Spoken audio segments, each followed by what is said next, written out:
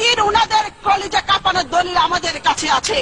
এই সংসদে উনাদের দুর্নীতির কথা আমরা জাতির সামনে তুলে ধরে সরকারের মুখোশ আমরা উন্মোচন করব। মাননীয় স্পিকার, আমার কাছে একটি বই আছে, মতিউর রহমান রিন্টুর লেখা আমার ফাঁসি চাই। আমি যদি এই বইটি এখানে পড়া শুরু করি, ওখানে বসে ওনারা বান্দরের মতো লাফালাফি করবেন। মজার বিষয়, ওয়াক আউট করতে পারবেন না। মাননীয় স্পিকার, সম্প্রতি 4টি সিটি কর্পোরেশন নির্বাচনে 18 দলীয় প্রার্থীর বিপুল বিজয় ঘোষণা করছে বাংলাদেশের আগামী দিন নিপীড়িত নির্যাতিত মানুষের নেত্রী বেগম খালেদা জিয়া। মাননীয় সদস্য, আমি আপনাকে 270 বিধি অনুসরণে বক্তব্য রাখার অনুরোধ জানাচ্ছি। আওয়ামী লীগের সবচেয়ে বড় শত্রু আওয়ামী লীগের নেতা নেত্রীদের জিহ্বা। সংখ্যাগরিষ্ঠ মুসলমানের দেশ এই বাংলাদেশ। এটি বাংলাদেশের পার্লামেন্ট, এটি ভারতের পার্লামেন্ট নয়। গত 20 জুন একজন সংসদ সদস্য এখানে দাঁড়িয়ে আমাদের নেত্রীর পরিবার নিয়ে নিকৃষ্ট বক্তব্য রেখেছেন। এই বক্তব্য কুৎসিত, নোংরা, অন্ধকার জগৎ থেকে উঠে আসা নর্দমার কীটের পক্ষে সম্ভব। মাননীয় স্পিকার, এই অসত্য, নিকৃষ্ট, কুরুচিপূর্ণ, অমার্জিত বক্তব্যের জন্য তাকে জাতির কাছে ক্ষমা চাইতে হবে। মাননীয় স্পিকার, আমাদের নেত্রীর পরিবার নিয়ে এখানে নোংরা ইতিহাস পাঠ করা হয়েছে। আমি থুতু ছিটাই তার মুখে। তিনি সিদ্দিক সালিকের একটি বইয়ের কথা বলেছেন। আমি চ্যালেঞ্জ দিয়ে বলতে চাই, এই নামে কোনো বই নেই।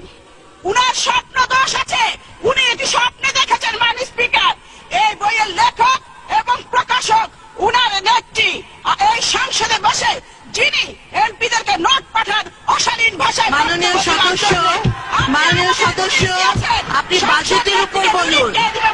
বাজেটের উপর বলুন। এক নম্বর ব্যক্তি যদি ঠিক হয়ে যায়, আমরা সকলে ঠিক হয়ে যাবো। মাননীয় স্পিকার, যিনি আমাদের নেত্রী পরিবার নিয়ে এখানে কুৎসা রচনা করেছে, তিনি পলিটিক্যাল প্রস্টিটিউট। মাননীয় স্পিকার, কলকাতা সিভিল কোর্টের উকিল ছিল মিস্টার চণ্ডীদাস।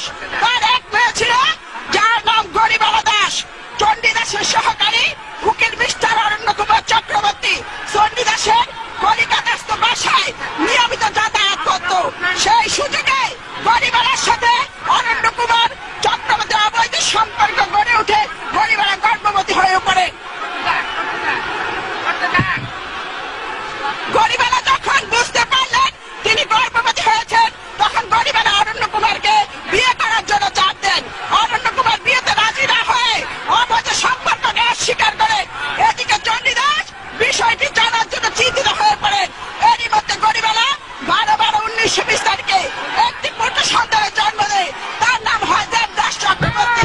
চণ্ডীদাস অরণ্য কুমারকে গরিবালাকে উঠিয়ে নিতে চাপ দিতে থাকে, কিন্তু অরণ্য কুমার রাজি হন না। মাননীয় স্পিকার, এরই মধ্যে দেবদাসের বয়স 2 বছর উন্নতি হয়। চণ্ডীদাস হতাশাগ্রস্ত হয়ে পড়েন, ভীষণভাবে অস্বস্তি বোধ করেন। মাননীয় সদস্যবৃন্দ, আপনারা একটু শান্ত হন। মাননীয় সদস্য,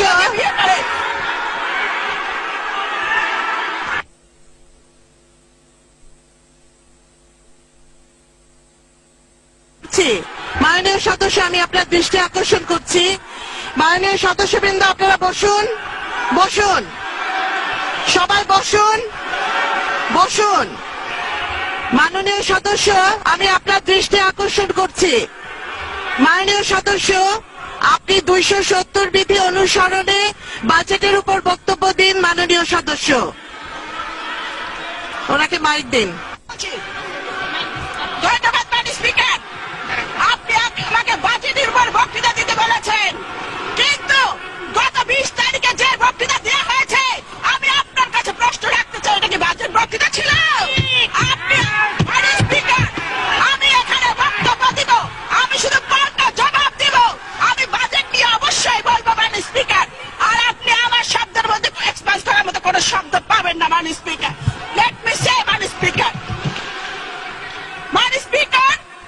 জনাব মাল মুহিত যে বাজেট দিয়েছেন, এই বাজেট এদেশের মানুষের হতাশা ক্ষুব্ধ হৃদয়ে বেদনার দীর্ঘশ্বাস। মাননীয় স্পিকার,